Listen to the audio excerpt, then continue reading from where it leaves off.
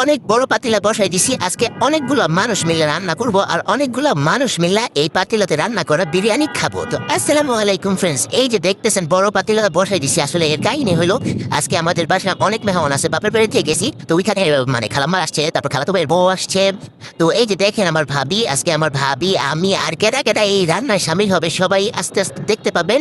তো এই যে দেখে মশলাপাতি দিতেছে। আসলে আজকে রেসিপি কেমনে কি করবো ওইটা দেখানোর বিষয় না, বিষয় হয়েছে আজকে রানতে রানতে যা ঘটনা ঘটছে ওইগুলোই আপনাদের সাথে আজকে তুলে ধরবো। তো এই যে দেখেন এমন গরমের গরম, আর আমার নাই এখানে ক্যামেরাম্যান। তো ভাবিরে বললাম, ভাবি আপনি একটু ধরলেও তো পারেন। তো ভাবি ধরছে। তো এই যে দেখেন আমরা গরুর মাংস আর মুরগির মাংস মিলে আজকে বিরিয়ানি করব।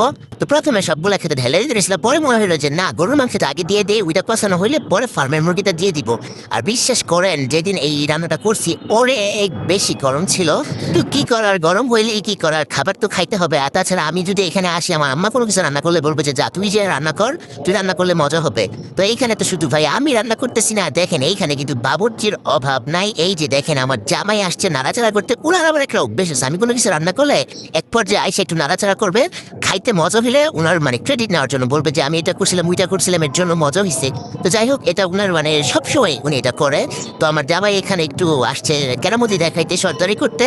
তো আমার আবার ভালোই লাগে, আমি যখন রান্না করি উনি যদি একটু আসে আমার কাছে অনেক খুশি খুশি লাগে। উনি আবার কাঁধে একটা গামছা নিয়ে, গামছা বাবা সাইজ আছে। আসলে মূলত ঘামতাম যে মুছার জন্য এই গামছাটা রাখছে। এই যে দেখেন আমার একটু দেখে বুঝতেছেন যে গরমে 12টা বাজে যেতেছে।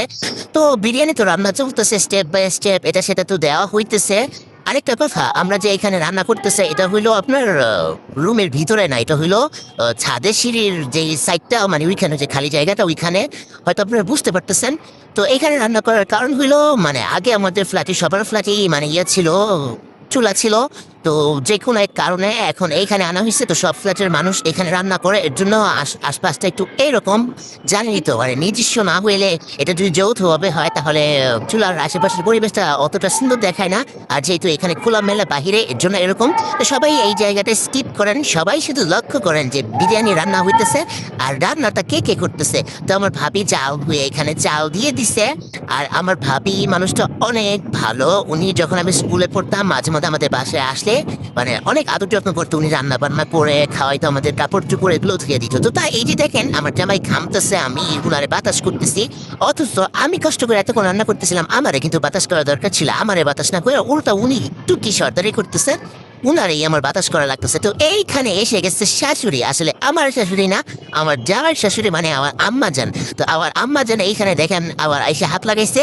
তো আমার জামাই আবার শাশুড়ির বাতাস করতেছে। চিন্তা করছেন, শাশুড়ির মাইয়ারে কিন্তু এতক্ষণ বাতাস করে নাই, আর এখন শাশুড়ির কিন্তু ঠিকই সেবা